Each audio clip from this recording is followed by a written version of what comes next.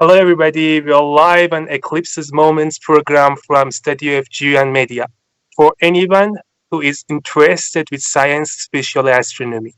So, the purpose of this program is mainly for the solar eclipse that we are going to have on 21st of June that will be visible both in Asia and Africa. This is Ali Wakili from EQSI organization based on education and outreach models. With an honor, we'll be able to speak with Professor Jay Pasachoff. As you know, the situation that coronavirus made for global society forced us to provide this kind of talk show with virtual base on YouTube and Instagram Live as you are watching it now. And here, I introduce you to one of the best scientists. He's the author of numerous textbooks and trade books on astronomy, weather, and more, chair of the International Astronomical Union Working Group on Solar Eclipses. He's also won countless of prizes that are mind-blowing. Please welcome Professor Jay Pasachoff. Professor, thank you for this nice introduction. Thank you. I'm glad to be participating today. Thank you so much. As our first question, we are curious to know, how is solar eclipse so important for some people that they are willing to travel kilometers for watching it? Well, I saw my first solar eclipse when I was a first-year student at Harvard, and my professor, Donald Menzel, had been studying the science of eclipses, and he took our group of 12 students up in an airplane, and it was just so spectacular to see that I got interested in it. And then later on, I got interested in the scientific aspects too. But just for the general public, to be outside during a total solar eclipse is so spectacular with the big changes all around that the people always want to go back. This Sunday is not a total eclipse, it's what's called an annular eclipse, when the moon is a little further away than average, and so a ring of everyday sunlight will remain, and the sky will remain blue, so it won't get the extra 1,000 times darker that we get at a solar eclipse. Wow. But it's still very interesting. It's not as spectacular, but it is very interesting to see. Great, so excited. Please do enlighten us about the details and specific things that you do in working group solar eclipse. Also, please say which one of their works are more related to education and outreach and are for public. Well, we try to coordinate both the education and the science. I have, for example, some what are called celestial buddies. There's a company that makes these stuffed planets. Here's the moon with a little face, and here's the sun. So we can diagram for the children of all ages. Here's a lunar eclipse and then a solar eclipse when the sun is blocking the Earth, and so we try to make facilities available to help educate people about eclipses. And then there are certain scientists, astronomers, who study the sun, who study other stars, who study the effect on the Earth's atmosphere. So we try to make a place, especially with our website at eclipses.info, just a very simple, straightforward web address, eclipses.info, to list the various things that are going on to help people coordinate. Now, the band of the annular eclipse is only 100 miles wide or so, or a total eclipse is also only, well, I'll say kilometers, 100 or 200 kilometers wide. But then for 1,000 kilometers off to the side, we get a partial eclipse, and you'll have about 60% or so in Tehran on this occasion. So the sun will be only partly covered, and therefore it's never safe to look at directly unless you're looking through some special filters that are specially made to be safe to look at the sun. And then also, if you don't have a filter, you can look away from the sun and just pass the sunlight through some small hole a few millimeters across that will project an image, and then the sun is behind you and you're looking at just the image. That's called a pinhole camera, though that little hole is a little bigger than an actual pin. Yep. So one of the things we also like to do for the International Astronomical Union Working Group on Eclipses is help spread the word about safe observing of the eclipse and keep people from understanding that this is a natural phenomenon. There's nothing scary about it. It's just that you don't want to stare at the sun, and the sun is just partly covered, so it's a little more interesting than usual. Great. Yes. We have another live program in the 21st of June, the morning in Tehran. Here, somebody asked a question. I want to ask you, please. Please explain about the solar spectroscopy. Well, Isaac Newton actually figured out that back in the 1700s that the light from the sun can be broken up into a rainbow. And then Joseph Fraunhofer in 1814, who was a young optician, and he figured out a way to use a prism and just have sunlight passing through a thin slit to the prism. And when you get the rainbow, you can see that there are certain dark lines across at certain colors.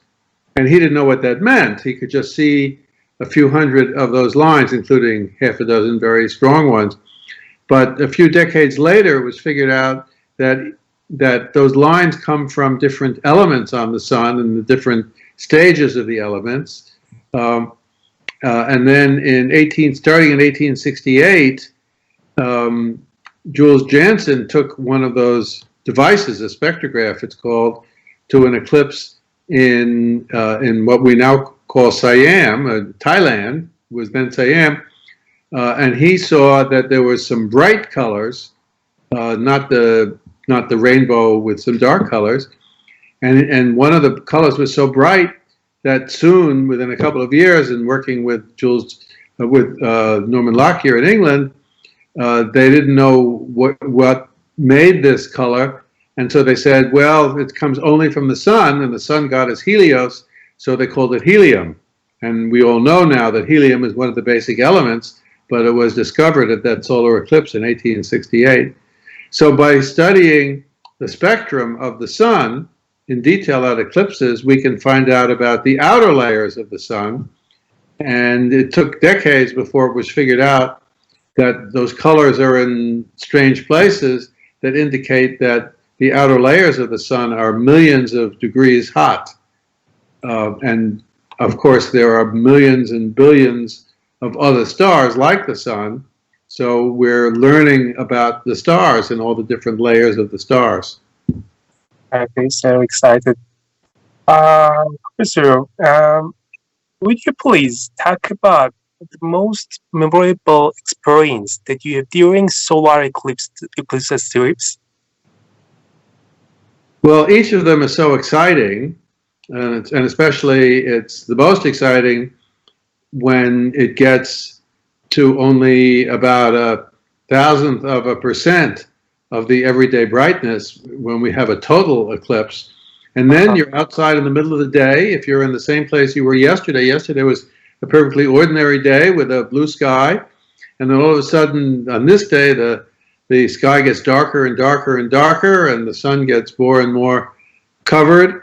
And then the whole sun is covered up by something dark, which is actually the moon getting in the way.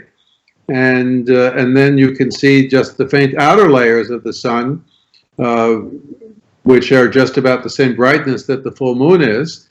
And so it's a very strange feeling to be outside during a total eclipse as the universe changes around you.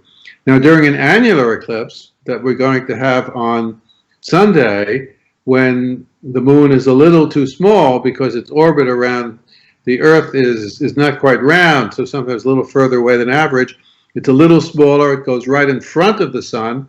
It does that from somewhere on Earth about every 18 months. So it's not that rare, but it is unusual.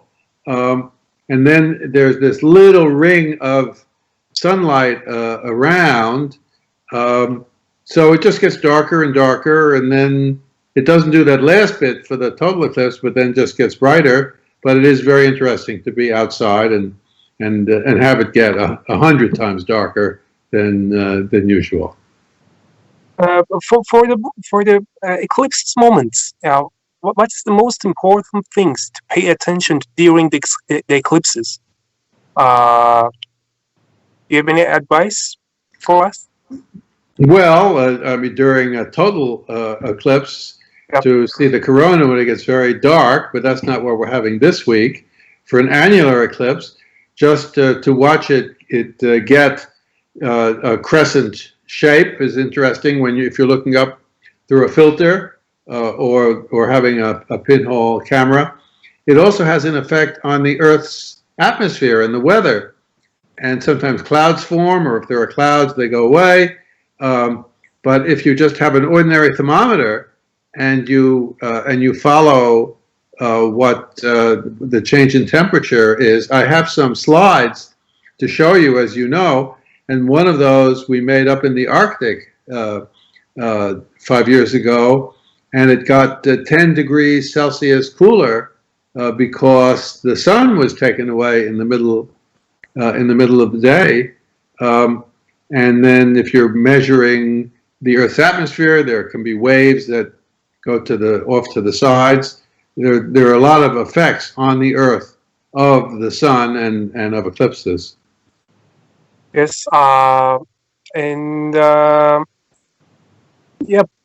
I think we can try to get some data from this solar eclipse, but I don't know how. But we are trying to, as you wrote for us in an email. We have to try our chance. Well, I suggested to take temperature measurements, and if you have other weather station, you can measure the pressure, you can see if the winds change. It's sometimes fun to watch animals, and as it gets darker and darker, they think night is coming, and the bees can be quiet, or the big animals, the cows can go back to the barn because they think nighttime is coming, so they're fooled by the timing.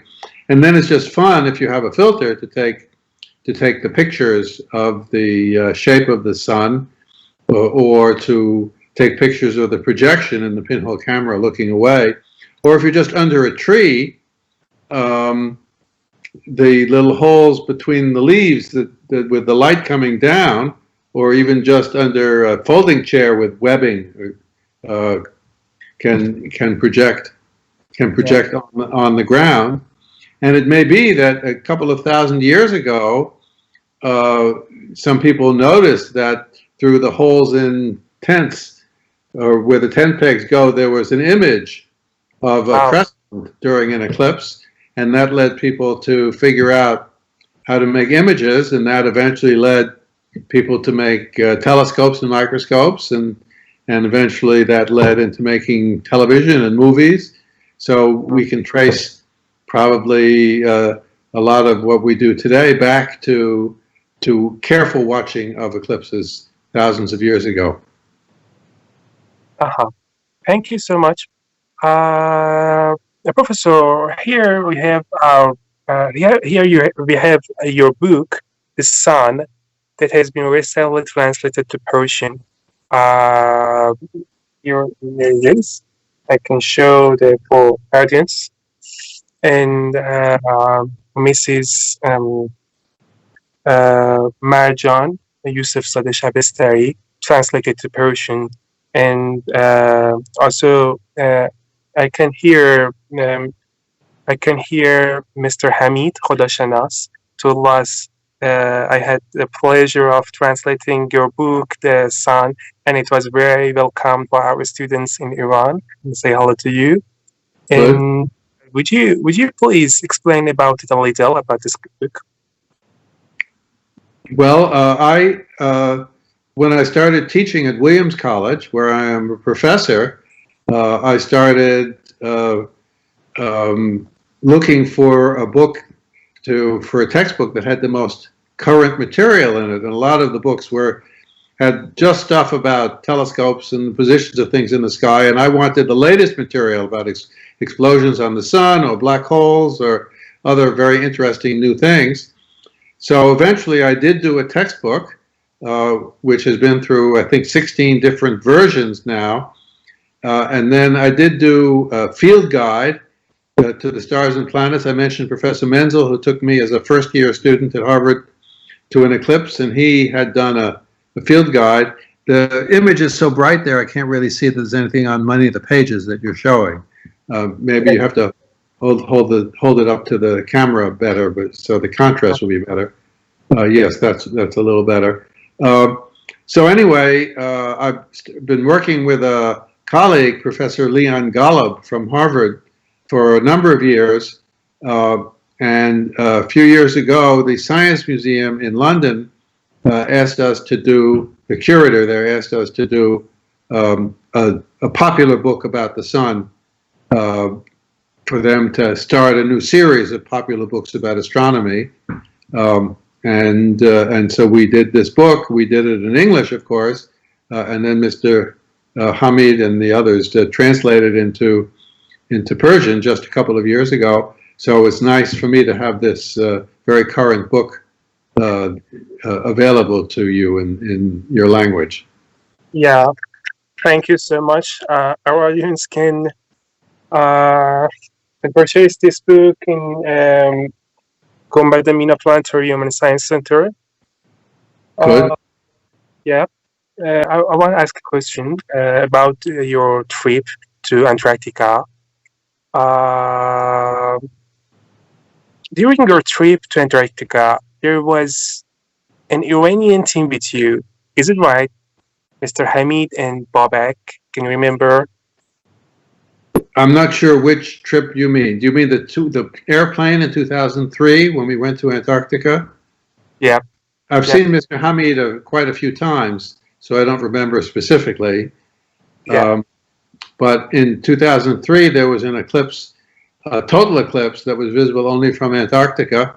So my friend Glenn Snyder organized an airplane when we flew out of Australia and went to see the eclipse out one side of the airplane, the windows, and then we did some touring and came back. And it doesn't get really dark the way it is when you're outside, but it's still very interesting to see. And then next year in 2021, 18 months from now, December 21st, 2021, is going to be another eclipse that's visible only from Antarctica and the water near it. And the same friend and colleague, Glenn Snyder, has organized an airplane out of Chile to fly to the edge of the path of totality and see it from the air. So there'll be a few planes flying for that, because that one's otherwise pretty inaccessible. There'll be a couple of cruise ships, but the chance of clear weather from the ground, from the ocean, is really small, and so I hope we'll do better. I think we'll do better from the airplane. Yeah, sure. Thank you. I find you had lots of trip for solar eclipses, and yeah, it's so amusing. Hoping we'll be able to travel. We're not able to travel, as everybody knows now, to this eclipse on Sunday. The next eclipse is a total eclipse on December 14th that goes through Chile and Argentina. So I surely hope we'll be allowed to travel. By then, we're still working on our equipment. We bought a new telescope mount. We're getting some new cameras. I have support of our U.S. National Science Foundation for my research. I have students ready to come, but we just need the airplane and travel permissions. Great. For the last question, and after that we can show your present. We are showing your presentation here, but for the last question, what is your advice to people who are interested to study astronomy at university, and especially work on the sun, and what are the topics that are beneficial for them to work on, in your opinion? Well, Obviously, you need a lot of math and physics in your studies, and then at the university to take those courses and to learn about the sun. The outer layers of the sun, the shape of the corona, the outer layers are held in place by the sun's magnetic field, Mm-hmm. and uh, and so there's observations to make as to just how that works, and then also how the gas from the sun and particles from the sun escape from the sun and hit the Earth, something called solar terrestrial relations, and that varies with the sunspot cycle. So different people are trying to figure out why there's an 11-year sunspot cycle, and then for the corona, the outer layer of the sun, I mentioned already that it was millions of degrees hot, but nobody knows exactly why it's so hot. There are several different ideas about when. Some have to do with the magnetic field, some have to do with little flares going off.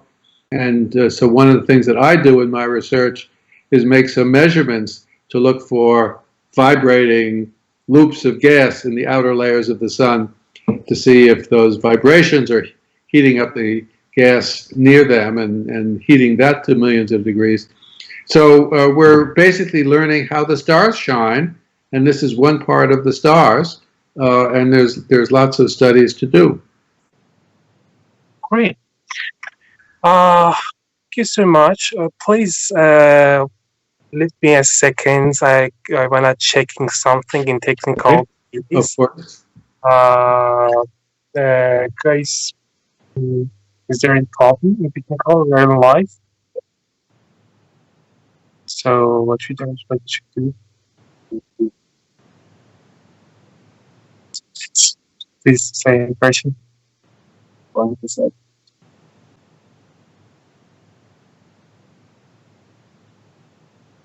We're back. We are here now again alive. Sorry for the issues. Yep. We can show your presentation here, and if you wanted to explain about that, if you say to our guys, they can um, um, go in any page you want. Okay. And Well, shall I? after that, Okay, so I'm not going to see it over the Skype. I should just watch it separately on my yeah, computer. Is that right? yeah, please. So let me open my Okay, presentation. thank The you. first Yes. the first slide shows just well my name, of course, and just a note of where I am at Williams College in the eastern United States, and some pictures that we took of the total eclipse, the most recent one that was last June from Chile, where we had observing time at a major observatory, the Cerro Tololo Inter-American Observatory. And then the second slide is a map showing the total solar eclipse paths all over the world for about 20 years. And you can see there are a lot of them. And then off to the sides of these paths are the partial eclipses. And the third slide, just for comparison, shows that that the different objects are different sizes but are different distances. So the moon is 400 times closer than the sun, but it's also 400 times smaller than the sun. So the angle that it takes up in the sky is about the same, and that's why we have an eclipse. But as I said, the path of the moon around the Earth is not round, sometimes further and now it's further. The moon gets further from the sun on July 4th, so it's pretty close to being far away. It's a little smaller than average, and so it won't quite cover the sun on Sunday, even when it goes right in front of it. So then we have these annular eclipses, and they also take place somewhere in the world about every 18 months. And so here are all the annular eclipses over a couple of decades here, and I can see the one that starts in Africa and goes over Oman and then into Pakistan and India and Tibet, I originally had planned with my Chinese colleagues to go to Tibet to see this eclipse, and then that became not possible. So we switched to going to Oman, but that's not possible either, and we basically can't get into that path. So it's very strange for me to be home on Sunday when there's an eclipse going somewhere in the world.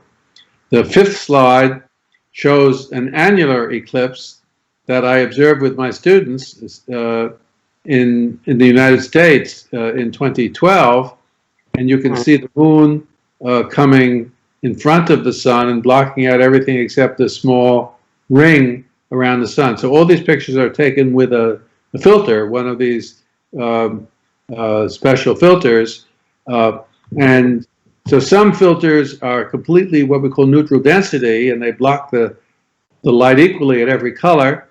These, especially high quality ones, have a little more orange come through than other colors, so the looks orange, which is just pleasing, but that's not really the color of the sun. We observed, if you look at the next slide, this eclipse from the Very Large Array, a set of radio telescopes in the United States that makes high resolution imaging. And so there I am with my orange pants that I usually wear on eclipse days. And here are some of my students, especially, and a colleague. And it was convenient to take the students in a course I was giving about the sun to that eclipse. And the next slide shows some image processing with one of the antennas off to the side, but you can see this circular view with the annular eclipse in the middle. And then slide 8 is that series again of the partial phases. And then it just happened to have a cloud come to block the part of the annulus, part of the ring that you see in a couple of those images. And the next slide shows how the sun then came out of that bank of clouds, and we were able to see it at sunset and go further down. And you see the crescent is getting, well, there's more and more of the sun visible as you go down. So that was past the peak of the eclipse. And I was also making scientific observations with that radio telescope at that time. At the same time, we were outside taking photos. So the 10th slide shows the path of an eclipse up in the Arctic in 2015. And the reason I'm showing this particular eclipse, which even went up to the North Pole, is that it's a big contrast to the temperature that you're going to have in Oman and Iran this coming Sunday. And the next slide shows my wife Naomi and me with a stuffed polar bear outside the hotel in Svalbard, which is the set of islands run by Denmark up in the Arctic. And the next slide shows a movie which shows the shadow of the moon coming across. It's speeded up about 10 times, but you can actually see the dark shadow of the moon come across. And when it's not in front of the sun, then the sun is just too bright for the camera. But when it is in front of the sun, you can see in this movie, only for a couple of seconds, but was really half a minute, the silhouette of the moon, the dark moon in front of the sun. And the next picture, and the reason I was showing the 2015 was to show the temperature that I already mentioned. And you can see here, this is a graph of temperature. And so at sunrise on the left, it was cold, and then it got warmer and warmer as the morning came on. And then all of a sudden, exactly what you're doing with your hand, the sun was covered more and more by the moon, and the temperature went down, down, down, down, down. And it started at minus 12 degrees Celsius and went down to about minus 22 degrees Celsius. So we got 9 degrees cooler over the next hour and a half or so. And then at the bottom, you can actually see that the bottom temperature was a few minutes late compared to the center of the eclipse when it was darkest, because the Earth's atmosphere takes a few minutes to react to taking the light away. And then the sun came out and it got warmer and warmer. So this is what happens from -12 to 21. So I'll be curious to see what happens in Oman Yeah. when it goes from 44 to, I don't know, to 35 or 32, or it's a very different circumstance. So it will be interesting to see. So I'm asking all the people to make observations just with ordinary thermometers. One thing I didn't know when I was making those earlier observations, you don't want the thermometer to be in the sun. You want it to be in a shadow, and then it just gets the temperature around it. So we have just some boxes that you put that in, and just don't let the sunlight be falling on your thermometer. But this is just be a thermometer you get at a regular store. Anyway, the next picture jumps to the following eclipse, and if you're running the movie, this is a movie the Japanese made of the path of totality. This was a total eclipse going across the Earth. We were observing in Indonesia, and I like this picture, this movie, to show that it's a real phenomenon. We really have the shadow of the moon falling on the Earth and moving across the Earth. Is it real? Is it from ISS? No, this is not from the ISS. This is from some weather satellite with people on it. I do have a picture for the next year's eclipse from the ISS, but I didn't put it in these slides for today. But we do have a picture where one of the astronauts stuck a camera up the window of the International Space Station and could see the shadow on the Earth. So the next picture shows the path of the annular eclipse we're going to have in 3 days here. I'm sorry, no, first I wanted to show a different annular eclipse. This was the one from 2017, from 3 years ago, where the path went across Chile and Argentina and then centered in the ocean and then wound up in Africa. And so I went to South America, and you can see off to the side of that central path of the annulus, you can see where there was a partial eclipse. So very close in, it's 90% covered, and then 80%, 70%, and you can see where the limit was in South America and in Africa in 2017. And the next slide, the 17th slide, shows me out there in the field with the camera and the blue sky. So it is just strange, and you have the same circumstance here for this eclipse, that you can be there on an ordinary day and it looks perfectly normal, but you know that the next day there's going to be an eclipse, and if you stay there or come back there, some strange things will happen. And so the next day, there are some pictures around with special filters that they're holding up to their eyes or having them mounted in glasses, and you can see we had very good weather.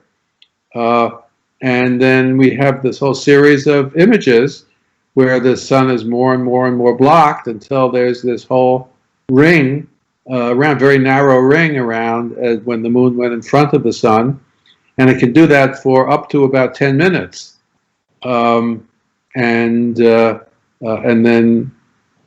after that, I think it's only a couple of minutes for you this week, but then it moves off. The whole series takes about 3 hours or so. And then the next picture shows the sunspot number. And if you look at where we are in 2020, and yellow is the daily sunspots, and then the red is an average of monthly. And you can see that we're really at the minimum of the sunspot cycle. So there are no sunspots on the sun, hardly ever now. This whole last month, there was one sunspot on the sun for just a couple of days, and otherwise the sun is just completely blank. Whereas if you look back at 2014, the sunspot number was over 100, and sometimes there were 100 sunspots on the sun, in groups too. But now we just have the sunspot minimum, and over the next half dozen years, we think there'll be more and more sunspots on the sun again. Anyway, so to look at the sun safely, you need these special filters, and we don't have time to get you any if you don't already have some. Do you have some around, these filters for your group? Yes, we have some glasses, Good. Good. sunglasses. Yeah, so this is my granddaughter Lily looking through a filter that you hold up, and then Ah, sometimes the glasses are placed in the filters are placed in glasses for the eyes, and then if the filter is the special solar filter, then it's just safe to look at.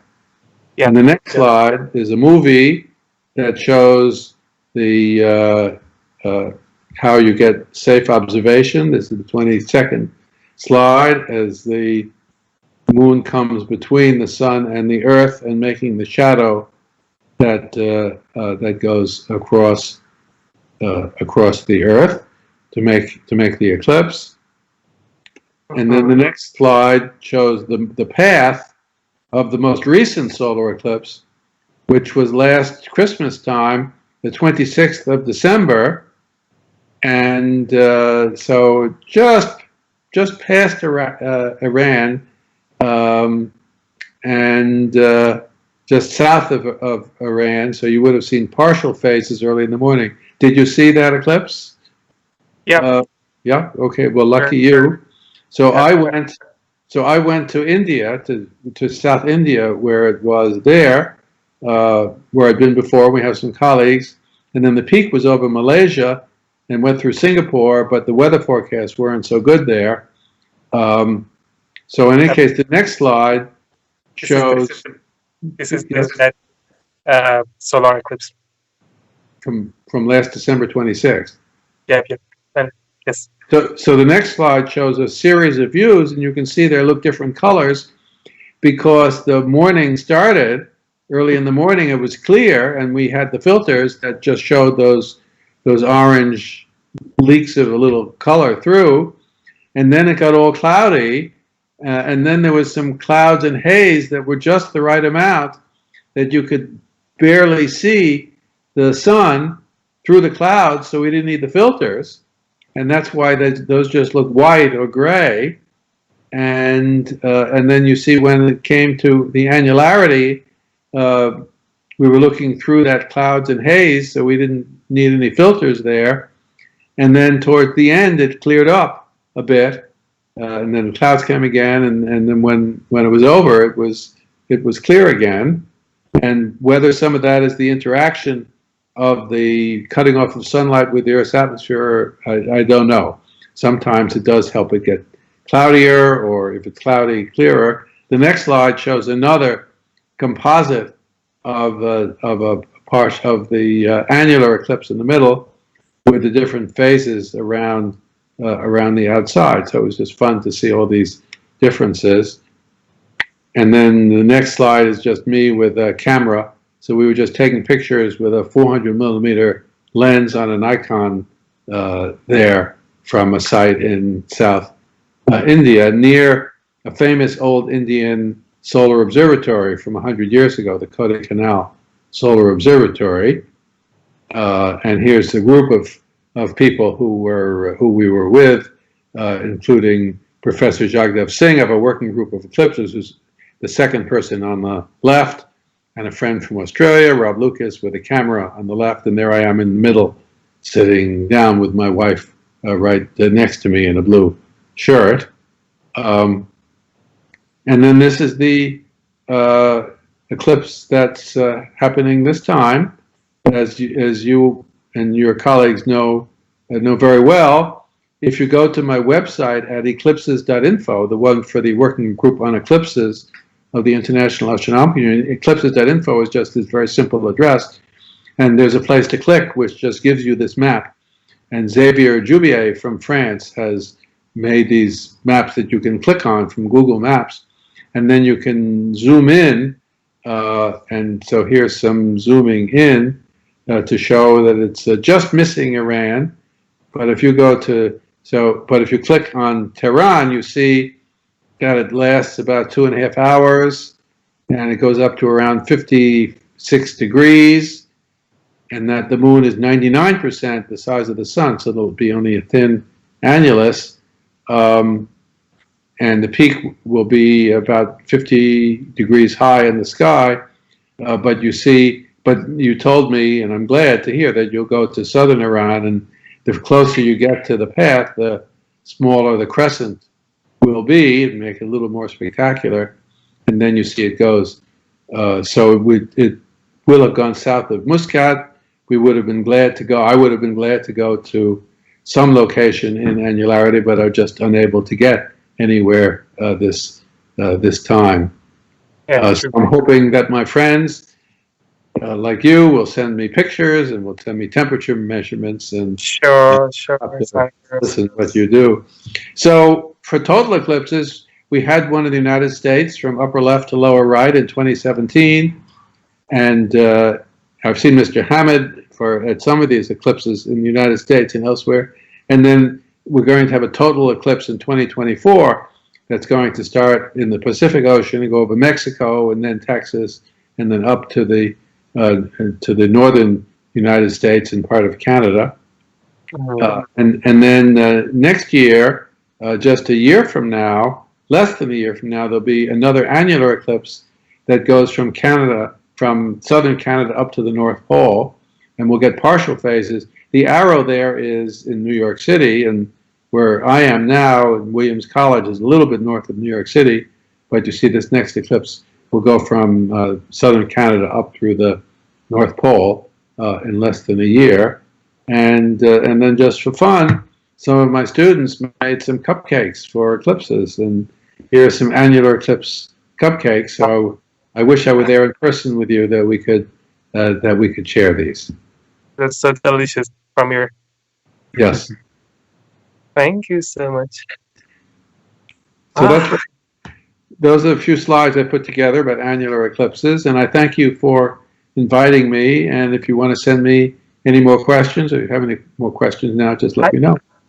Just one question, please. Of course. So we ask if we are going to we are going somewhere like for example in ISS, solar eclipse for them will happen more than on the Earth in the ISS. Well, you see, we have a lot of spacecraft that are up without people on them. So, in fact, I was looking with some colleagues last week to see whether any of them will have an eclipse that I couldn't see, but that we see from the spacecraft. And the ones that are doing weather for the United States are on the wrong side of the Earth. But the Japanese one will probably see some path. So the solar spacecraft, most of them go around every 90 minutes. So sometimes they have an eclipse that we don't see from the Earth, and sometimes they see a little bit of the eclipse we have. So you have to pay attention to that. There was one spacecraft from Japan, the Yoko spacecraft, to study X-rays, and their telescope centered on the sun by looking at the circle, and they had sensors to keep the circle, and they didn't realize there was going to be an eclipse, and they lost the tracking, and the whole thing started spinning, and it wasn't good for the spacecraft. So you have to keep track of it. But on the other hand, there are some measurements going to be made from the current Japanese spacecraft, Hinode, that I just found out a few days ago. They're using a spectrometer to measure the spectrum of part of the gas in the sun, but near where they're observing is the eclipse part, which is just dark, and they can use that to calibrate their exposures. So sometimes the eclipse helps them, even if it's not the direct eclipse. Great. Thank you so much for all this great information that you gave us. We deeply appreciate your time that you have made for us. We know that you have a very busy schedule, so thank you so much, sincerely from the bottom of our hearts. Thank you for inviting me, and maybe we can talk again. Experience with our audience. Thank you so much. Good. Well, maybe we can talk again after the eclipse, and good luck with your observing. Yeah, thank you. Sure. Hope to see you in Iran after the situation. Corona and blah blah. That would be very nice. Okay, thank you so much. And And Mr. Hamid knows that that most years there's a total eclipse and an annular eclipse, but every once in a while there's a year with no total or annular eclipse, and then we have a solar eclipse conference (SEC), and so 2022 is a year yes, with no total or annular eclipse. So we don't know where we're going to have the solar eclipse conference yet, but maybe we can all meet there. yes, sure. Good luck. Okay. Good luck with your observing on Sunday. Thank you so much. Bye. Bye bye.